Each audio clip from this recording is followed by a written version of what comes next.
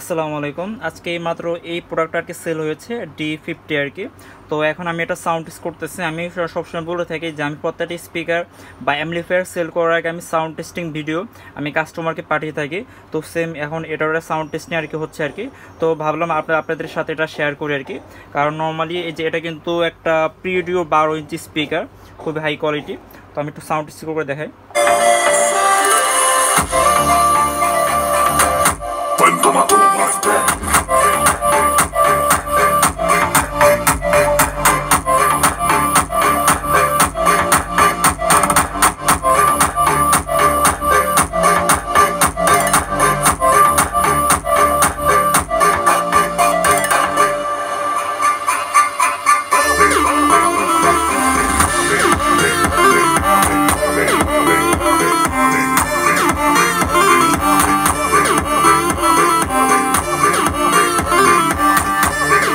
তো আপনারা দেখলেন যে এই অ্যাম্পলিফায়ারের ক্ষমতা কিন্তু অনেক বেশি।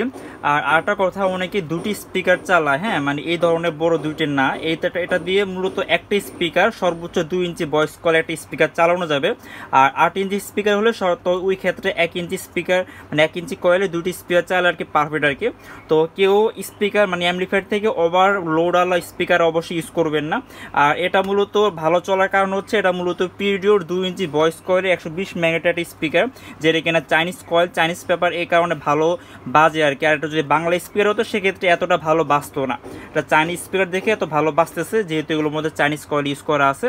তো এই ধরনের ডোল স্পিকার দিয়ে আপনারা এই ধরনের স্পিকার 10 ইঞ্চি 12 ইঞ্চি সর্বোচ্চ 2 ইঞ্চি ভয়েস কয়েলে, তাও হচ্ছে চাইনিজ ম্যাটেরিয়ালস স্পিকারগুলো চালাতে পারবেন।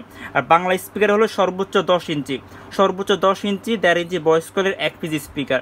আর নর্মাল যদি 8 ইঞ্চি স্পিকারও সেক্ষেত্রে তখন দুটি স্পিকার চালাতে পারবেন 1 ইঞ্চি ভয়েস কয়েলের।